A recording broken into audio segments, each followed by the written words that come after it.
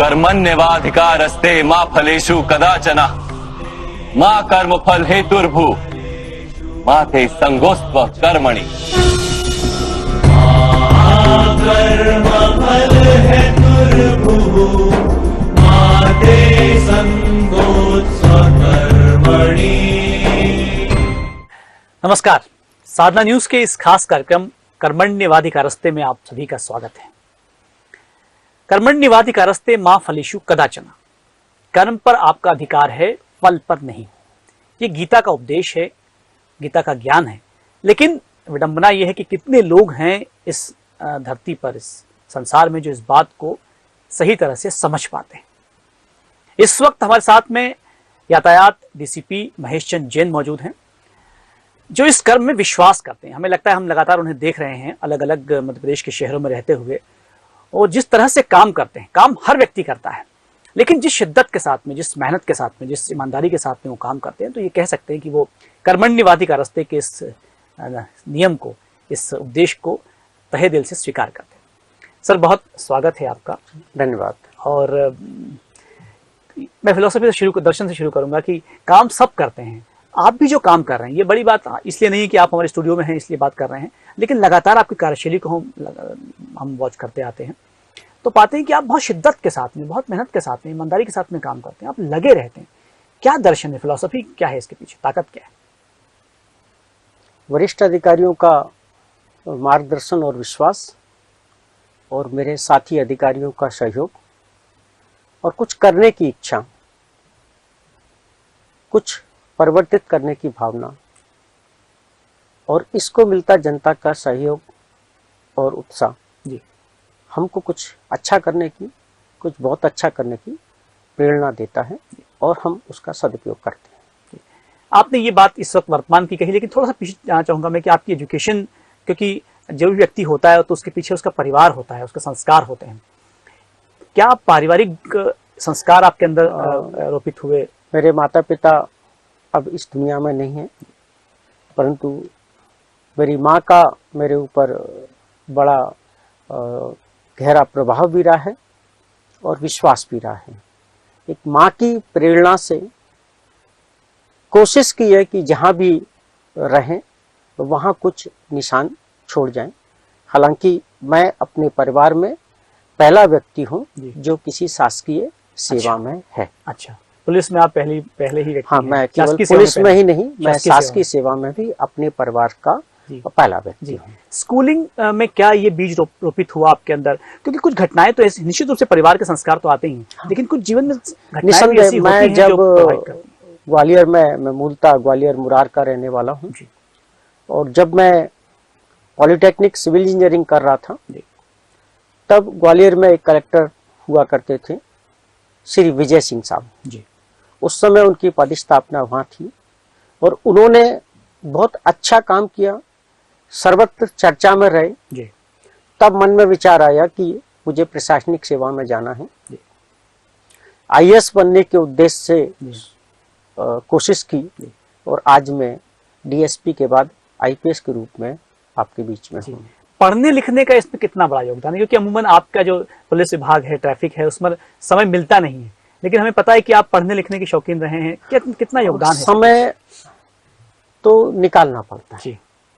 ईमानदारी से कहें कि अगर हम ये चाहें कि मुझे पढ़ना है जी, तो आप सोने से पहले भी आधा घंटा पढ़ सकते हैं।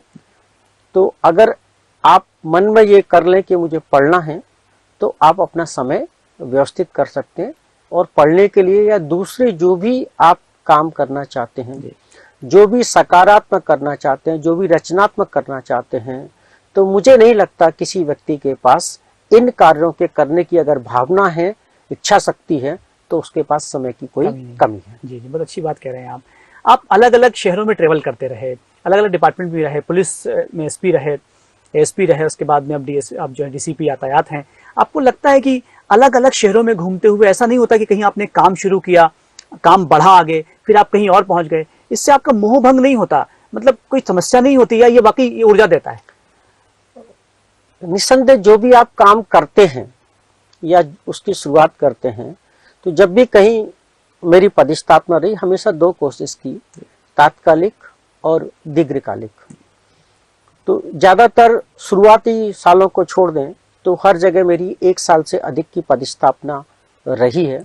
और जो भी काम शुरू किए, क्योंकि मैं हमेशा ये मान के चलता हूँ कि पता नहीं कब ट्रांसफर हो जाए, तो जो शुरू किए, आज शुरू किया, उसको कल खत्म करने की भावना रखते हैं। और सरकार ने, शासन ने इतना समय दिया, कम से कम 1 साल का हर जगह, तो हम अपने जो भी कार्य शुरू किए उसको उस समय अवधि में न केवल पूरे कर सके, बल्कि उसके सकारात्मक दृश्य हम अपने बीच में, लोगों के बीच में देख सकें। आप ट्रीमैन के रूप में प्रसिद्ध हैं।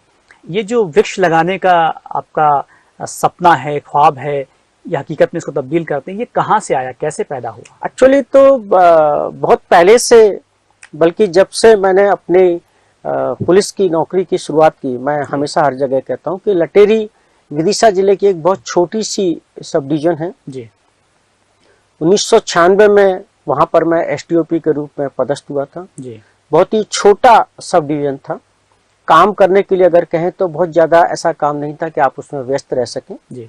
मेरे घर के पास ही एक नर्सरी थी और एक हमारे ग्वालियर के ही वहां पर डिप्टी रेंजर साहब थे, वो मेरे पास आते थे और फिर एक पौधे वो हमको उपलब्ध कराते थे जी। और उन पौधों से जो शुरुआत की, मतलब लोगों को आज तो चूंकि बहुत प्रचार प्रसार का समय है और टीवी, मतलब फोटो और वीडियो सामने आते हैं, उस समय इन सब के बारे में ना कोई माहौल था और ना ऐसा कोई विचार था कि हमको इस सब का फोटोग्राफ करने, वीडियोग्राफ बनाने हैं। तो एसडीओपी लटेरी के रूप में जो मेरे पास सरकारी जीप थी, महिंद्रा की जीप हुआ करती थी, उसमें 10-20 पौधे रखे, 2 गैती रखी, 2 फावड़े रखे। जिस गांव में निकले उसके चौपाल पे, मंदिर के पास या स्कूल में, वहां एक गड्ढा अपने हाथ से खोदा और दूसरा गड्ढा कभी गांव वालों ने मुझे खोदने नहीं दिया। वो स्वयं सैकड़ों हाथ फिर उसको जुटे और वहां से एक शुरुआत हुई। विदिशा जिले का लटेरी तहसील, मैं कह सकता हूं कि मेरे वृक्षारोपण अभियान की शुरुआत वहां से हुई। और फिर हर थाने में जब भी इंस्पेक्शन पे गए तो इंस्पेक्शन के साथ साथ जो दूसरा महत्वपूर्ण काम किया, वो सभी कर्मचारियों को, अधिक थाने के स्टाफ को साथ में लेकर, उस समय कोटवार भी थानों पर बहुत बड़ी संख्या में आया करते थे। हालांकि आज उनकी उपस्थिति उतनी नहीं होती थानों पर, परंतु उस समय थानों पर कोटवारों की भी हाजिरी लगती थी। उन सबको साथ में लेकर थाना परिसर में फलदार छायादार वृक्ष लगाए और हर व्यक्ति को एक वृक्ष को या एक पौधे को वृक्ष बनाने की जिम्मेदारी दी। कई सारे थाने हैं जो आज उस समय के लगाए वृक्षों से आच्छादित हैं।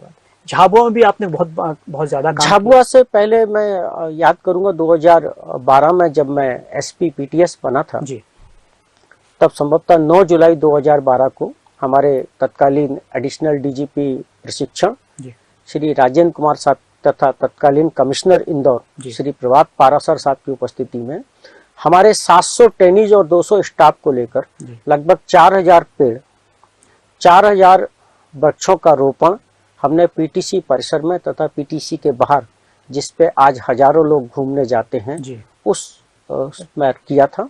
और उसमें से आज सैकड़ों बड़े बड़े वृक्ष। उसके बाद फिर जहाँ रहे, चाहे मैं जबलपुर में एडिशनल एसपी बना रूरल, वहाँ प्लांटेशन किया। वहाँ से जब एसपी रेल इंदौर बनकर आया तो रेल ऑफिस में तथा हमारी बिचौली हप्सी की पुलिस लाइन में भी पर्याप्त जहाँ जगह मिली वहाँ पर हमने प्लांटेशन किया। झाबुआ निश्चित ही इस मुकाम का सबसे महत्वपूर्ण पड़ाव रहा। जब मैं झाबुआ ज्वाइन करने गया था तब मेरे विचार में झाबुआ की, चूंकि मैं पहली बार झाबुआ जा रहा था, कि एक आदिवासी बहुल जिला है, बहुत जंगल होगा। परंतु इंदौर से झाबुआ पहुंचते पहुंचते मुझे जंगल जैसा कहीं देखने को नहीं मिला। इंदौर के पित्त पर्वत की एक छवि दिमाग में थी। तो उसी समय विचार आया कि जिला कलेक्टर एवं जिला वन मंडलाधिकारी के सहयोग से आम जनमानस को अपने अभियान, जन्मदिन को यादगार बनाएं, वृक्ष लगाएं, स्मृति को अमर बनाएं, वृक्ष लगाएं के साथ जोड़कर सघन वृक्षारोपण किया जाएगा। एक पहाड़ी, जिस दिन मैंने ज्वाइन किया था उसी दिन मीडिया से चर्चा करते समय मैंने अपनी 3 प्राथमिकताओं में एक प्राथमिकता ये भी तय की थी उस समय नहीं मालूम था कि कौन सी पहाड़ी है, परंतु थोड़े दिनों बाद झाबुआ की एक हाथी पावा पहाड़ी, जिस पहाड़ी पर एक भी पेड़ नहीं था और ना ही एक बूंद पानी था। जब पहला गड्ढा खोदने की शुरुआत की तो तत्कालीन डीएफओ साहब बोले सर हम यहाँ पर पिछले 20 साल से कोशिश कर रहे हैं, वन विभाग, इस मिट्टी में कुछ समस्या है। अच्छा। इस पहाड़ी पे कुछ समस्या है कि कोई पेड़ पनप नहीं पाता। बहुत पैसा खर्च किया, बहुत श्रम। अच्छा। फिर भी एक कोशिश की, बहुत सारी जगहों से जेसीबी बुलाई गई, गड्ढे खुदवाए गए, फिर उसमें काली मिट्टी भरी गई और 2 साल के उस झाबुआ पुलिस अधीक्षक के कार्यकाल में उस बंजर पहाड़ी पर, जिस पर एक पेड़ और एक बूंद पानी नहीं, उस पर लगभग 15,000 के करीब पेड़ हमारे पुलिस ऑफिस के, पुलिस लाइन के साथियों ने अपने पसीने से लगाए। बाद में आम जनमानस का उसमें सहयोग मिला और आज उस वीरान पहाड़ी पे 12 से 13,000 पेड़ हैं, जो 20 से 25 फीट की ऊंचाई तक आपने को देखने को यानी हर काम किया जा सकता है। हजारों पक्षी, पक्षियों की संख्या तो और ज्यादा होगी, हजारों मतलब सैकड़ों मोर आपको उस पहाड़ी पे मिलेंगे। कई दूसरी प्रजातियों के भी पशु पक्षी आपको वहां पर देखने को मिलेंगे। मतलब आप जो कहना चाह रहे हैं उससे एक बात समझ में आ रही है कि आप यदि आप तय कोशिश करूं तो सब कुछ। ये पहले सुना था देखो बहुत सारी चीजें हैं, मतलब ये कोशिश करो तो कुछ भी हो सकता है। कौन कहता है कि आसमां में छेद नहीं होता, पत्थर जोर से उछाल। दुष्यंत कुमार का ये जो है शेर बहुत अच्छी बात तो ये ऐसी चीजें हैं, जब हम अगर कोशिश करें तो आप अगर कोशिश करते हैं और सच्चे मन से, हृदय से प्रयास करते हैं, मेहनत करते हैं,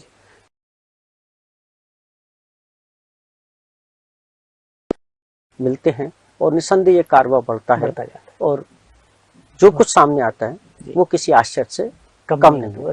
और झाबुआ की हाथापाव की पहाड़ी वास्तव में इस चीज का उदाहरण है। निश्चित रूप से इंदौर में आप इसको कंटिन्यू कर पा रहे हैं? यस, झाबुआ के बाद मैं 1 साल के लिए कमांडेंट जावरा बटालियन में पदस्थ हुआ था। वहां भी हमने बहुत वृक्षारोपण किया और जब मैं इंदौर पदस्थ हुआ तो इंदौर पदस्थ होने के बाद ही कोरोना शुरू हो गया। प्रथम और द्वितीय लहर के दौरान दोनों सालों की बारिश या मानसून का मौसम उस समय ऐसा था कि हम चाहकर भी उस पर प्लांटेशन नहीं कर सकते, क्योंकि लोगों को इकट्ठा करना उनकी जान को जोखिम में डालना था। ईश्वर की कृपा से इस बार परिस्थितियां अनुकूल प्रतीत होती हैं। आम जन को जोड़कर, अपने साथी अधिकारियों को जोड़कर कुछ न कुछ सकारात्मक और स्थायी प्लांटेशन हम करेंगे और निश्चित रूप से जो अपने आप में इंदौर के लिए भी एक यादगार होगा। बहुत अच्छी बात कह रहे हैं आप डिपार्टमेंट की जिम्मेदारियों को निभाते हुए एक आध्यात्मिक पक्ष भी आपका बहुत मजबूत है और कहीं न कहीं पर्यावरण के प्रति जो प्रेम है ये भी अपने आप में अद्भुत है और ये आप लगातार कर रहे हैं। बहुत अच्छी बात है कि सब कुछ करते हुए आप पीटीसी एसपी था जी, तब 2-3 एक पीटीसी में 400-500 साल पुराना एक विराट बड़ का वृक्ष था जी। उस बड़ के वृक्ष को देख के मन में कल्पना आई थी, हालांकि वो केवल हिंदू धर्म से सम्मत नहीं, किसी भी उसमें ले सकते हैं जी। कि क्या आपने भगवान शिव को देखा है जी? क्या आपने भगवान शिव को साक्षात देखा है? नहीं। अगर नहीं देखा तो वृक्ष को देखिए। क्या बात है। जो जहर पीकर, प्रदूषण खुद ग्रहण करते हैं, प्रदूषण पीकर हमको जीवन, जलवायु एवं प्राण, वायु, पानी देते हैं। मतलब प्रकृति में ईश्वर है, बस देखने की आंखें चाहिए आपको। एक छोटी सी बात और है, इसका मर्म अगर समझ सको, आपने अपनी जिंदगी में कितने वृक्ष जलाए हैं? सामान्यतः हर आदमी सर्दी में तापने के लिए या होली के दरमियान किसी होली तो एक दिन का त्योहार है, लेकिन 4 महीने 3 महीने की सर्दी में तापने के लिए, भट्टियों में काम करने के लिए, तंदूर में जलाने के लिए लकड़ी का इस्तेमाल करता है। आपने अपनी जिंदगी में कितने वृक्ष जलाए हैं? आपने अपनी जिंदगी में कितने वृक्ष लगाए हैं? आपने अपनी जिंदगी में कितने वृक्ष जलाए हैं और आपने अपनी जिंदगी में कितने वृक्ष लगाए हैं? यदि जलाने और लगाने का यही अंतर रहा तो आपके बेटे क्या जलाएंगे? और उसका एक दूसरा रूप सामने आया इस कोरोना काल में, पिछले कोरोना काल में, कि आपके बेटे कैसे जलाएंगे। हमने वो दिन देखे हैं जब लकड़ी नसीब नहीं हुई, इवन कंडे नसीब नहीं हुए, डीजल और पेट्रोल डाल के लोगों को जलाया है, उनका अंतिम संस्कार नहीं हुआ। तो अगर हम चाहते हैं तो कृपया धरा का श्रृंगार करें, वृक्षारोपण करें, धरा का श्रृंगार करें। बहुत अच्छी बात कह रहे हैं आप इंदौर में लगातार इस फिलॉसफी से, इस दर्शन से, इस आध्यात्मिक शक्ति से आप लगातार काम कर रहे हैं। ट्रैफिक में भी आपने काफी बदलाव करने की कोशिश की है। हम जानना चाहेंगे इंदौर के ट्रैफिक को आप किस रूप में देखते हैं? पिछले 5 साल में कैसा था, आज कैसा है और अगले 5 सालों में कैसा होगा? देखो, बहुत सारी अभी पिछले लगभग 3.5 महीने से मैं डीसीपी यातायात के रूप में हूँ और मैं अपनी मर्जी से ही इसमें आया हूँ। फील्ड पुलिसिंग करते करते या लॉ एंड ऑर्डर की पुलिसिंग करते करते बहुत समय, बहुत वर्ष हो गए। सोचा कुछ यातायात में और विशेषकर इंदौर में एक पर्याप्त संभावना है। मन में हमेशा विचार आता है कि जिस तरह से इंदौर स्वच्छता में देश में सर्वोपरि है, हम यातायात में क्यों इतने बदनाम हैं? और इस बदनाम को नाम में बदलने की भावना से यातायात में आए और मुझे ये खुशी है कि वरिष्ठ अधिकारियों का विश्वास और साथी अधिकारियों की मेहनत से हम इंदौर के ट्रैफिक को आने वाले समय में प्रदेश ही नहीं, देश का सिरमौर बनाएंगे। क्या योजनाएं हैं इसको लेकर? आपने बताया कि सिरमौर बनाएंगे, बहुत अच्छी बात है कि हम देखो, एक्चुअली बहुत सारी चीजें हैं। इंदौर सबसे पहले सिरमौर बनाने के लिए बहुत महत्वपूर्ण है कि हम यातायात नियमों का पालन करें, हम अपनी आदत में सुधार करें। जी, अभी जिसकी मर्जी है जो जहां से निकल रहा है, रॉन्ग साइड निकल रहा है, रेड लाइट जल रही है, वो निकल रहे हैं। तो एक एक क्षेत्र को शुरुआत में हमने लिया जी और उसमें आगे बढ़ते जा रहे हैं। सबसे पहले जब हम देखते थे शहर की सड़कों पे फटाके फोड़ने वाली, कर्कश गाड़ियां, आवाज निकालने वाली सैकड़ों नहीं हजारों बुलेट या दूसरी मोटरसाइकिल, बिल्कुल, और ये केवल ध्वनि प्रदूषण ही नहीं करती थी, सड़क पर चलते महिलाओं, वरिष्ठ नागरिकों और बच्चों को मानसिक कष्ट भी होता था और कई बार इस तेज आवाज में हड़बड़ाने की वजह से एक्सीडेंट भी होते थे। शुरुआत के 1 महीने में लगातार हमने इस पर कार्रवाई की और आज अपवाद स्वरूप कोई गाड़ी की आवाज आपको सुनने को मिलती है। और ऐसा बहुत बार हुआ कि कोई आवाज अगर आई तो लोगों ने उसका वीडियो बना के भेजा। हमने ऐसी गाड़ियों को घर से जब्त किया और बहुत हैवी फाइन किया। बिना किसी दया के अधिकतम जो फाइन हम कर सकते हैं, ऐसे गैर जिम्मेदार लोगों पे अधिकतम फाइन किया। आवाज वाली आपने बात की, लेकिन ट्रैफिक अब जरूर तोड़ते हैं। यस। उसके बाद दूसरा हमने कि जो बिना नंबर की गाड़ियां हैं जी, जो बिना नंबर की गाड़ियां हैं, बिना नंबर की गाड़ी, केवल बिना नंबर की गाड़ी चल रही है, उस पर फिर हमने लगातार 1 महीने तक काम किया जी। दसियों हजार गाड़ियों के न केवल नंबर चेंज हुए, हजारों गाड़ियों के हम लोगों ने फाइन भी किया।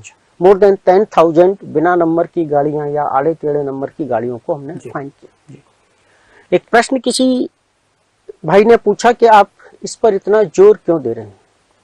क्योंकि बिना नंबर की अगर गाड़ी है तो केवल वो यातायात नियम का उल्लंघन ही नहीं कर रहा जी, बल्कि यदि कोई अपराध होता है जी, बिल्कुल, तो उसको पकड़ना बड़ा मुश्किल हो जाता है। अगर भगवान ना करे बिना नंबर की गाड़ी से किसी के परिवार का कमाने वाला चला गया जी, तो सोचो उसको केवल 1,50,000 रुपये सोलेशियम फंड का ही मिलकर रह जाएगा जी, बिल्कुल। तो अगर गाड़ी का नंबर है तो कम से कम उसको पकड़ना आसान है। तो गाड़ी पकड़ी जाएगी तो उसके इंश्योरेंस से उसके परिवार को कम से कम कुछ आर्थिक क्षतिपूर्ति तो हो सकेगी। तो ऐसी बिना नंबर की गाड़ियों पे हमने कोशिश की। कुछ लोग अपना रुतबा झाड़ने के लिए या नियम कानून को ठेंगा दिखाने के लिए कुछ भी नंबर डालते, उन ऐसे लोगों के खिलाफ कार्रवाई की और अब रेड लाइट उल्लंघन पर हम काम कर रहे हैं।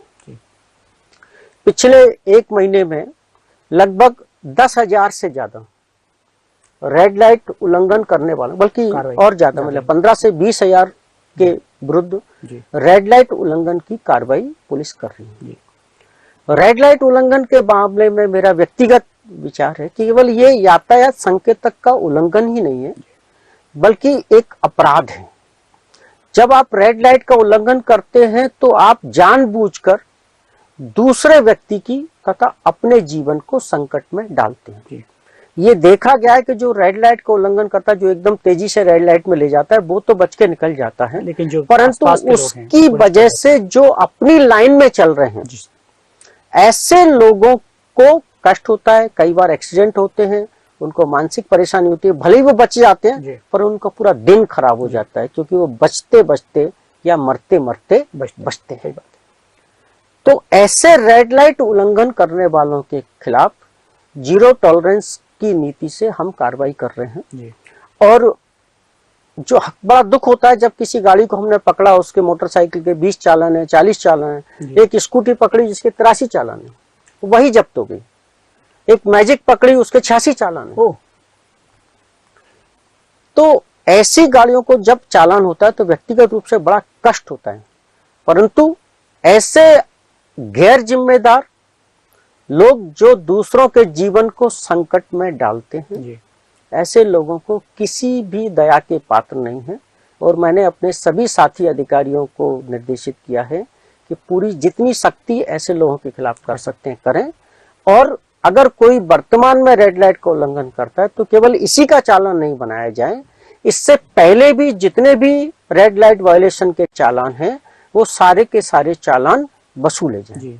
वर्षों के लंबित चालान भी हम उनसे वसूल रहे हैं। उद्देश्य केवल ये है कि अगर हम रेड लाइट का पालन करना सीख गए, यदि हम रेड लाइट पर 10-20 सेकंड के लिए रुकना सीख गए, इतना धैर्य हम में आ गया, तो हम सड़क पर अनुशासित वाहन चलाएंगे। ये आप मतलब मेरा विचार आपको लग सकता है, क्योंकि जब कोई भी व्यक्ति रेड लाइट पर खड़ा होता है तो उसको दिखता है 30 सेकंड, 29 सेकंड, 28 सेकंड, तो उन 30 सेकंड से लेकर 0 सेकंड के बीच में उसके मन के अंदर द्वंद्व चलता है कि मैं निकल जाऊं।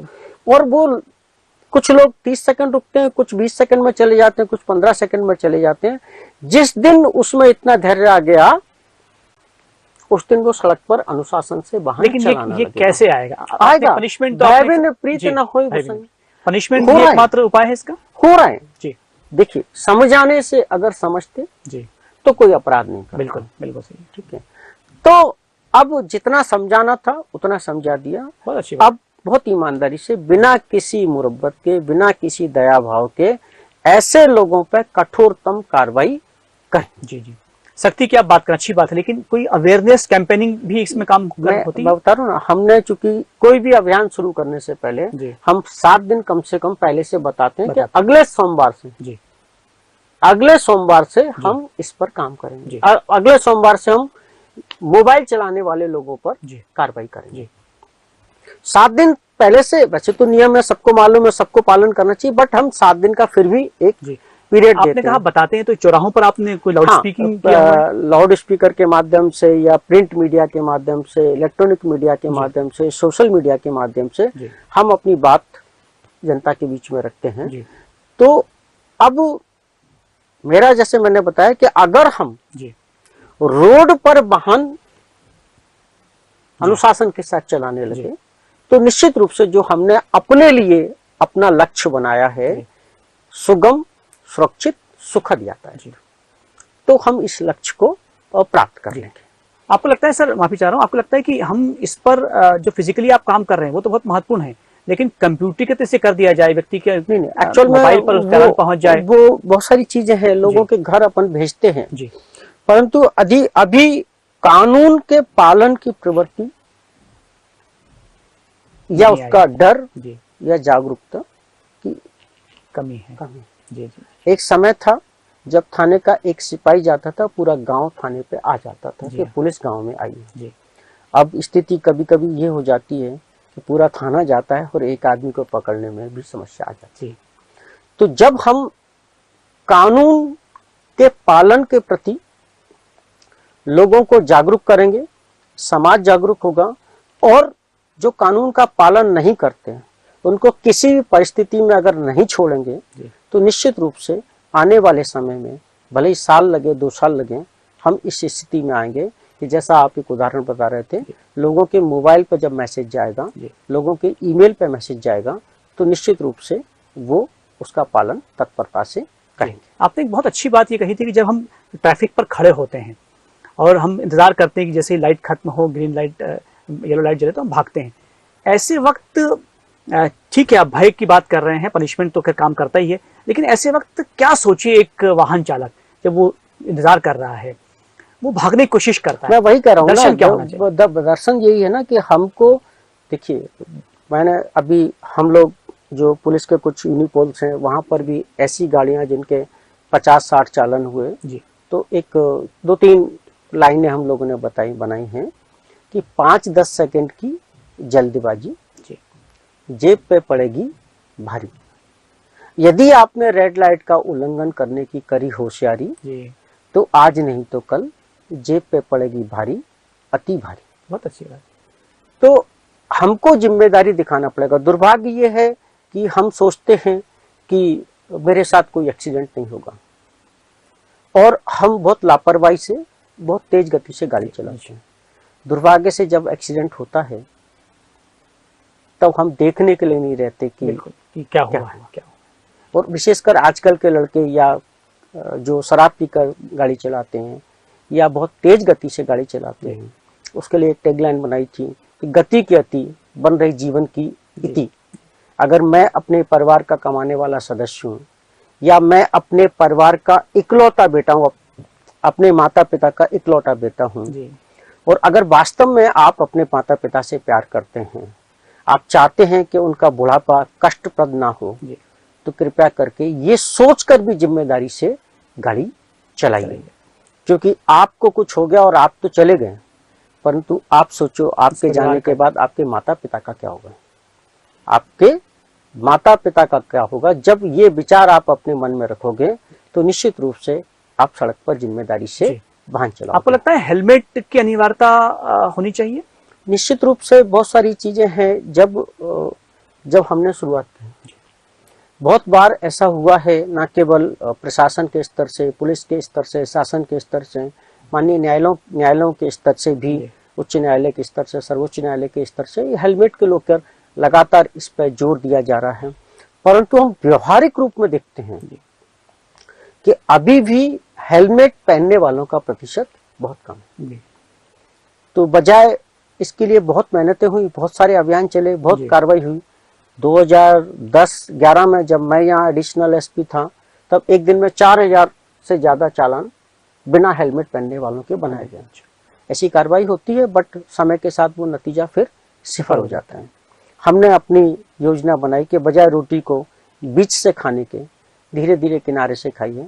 धीरे धीरे जब हम दूसरे नियम कानूनों को लागू करवाने लगेंगे, आप लोग उसका पालन करने लगेंगे, तो एक दिन लोग अपने आप हेलमेट भी पहनेंगे। कितना समय लगेगा उसमें? जब शहर का, इंदौर शहर की हम बात करते हैं, यहाँ पे देखिए मैं अपने मुंह से कर रहा हूँ, बट अगर आप शहर में किसी से भी बात करेंगे, पिछले 3.5 महीने में हमारे साथी अधिकारियों ने जो काम शहर की सड़कों पे किया है, उसके बारे में औरों को तो छोड़ दो, शायद उनको भी ये विश्वास नहीं था कि वो इतना चमत्कार कर पाएंगे। आज इंदौर के चौराहे पे जो भी कुछ हम देखने को मिलता है, वो किसी आश्चर्य से कम नहीं। जी बिल्कुल सही।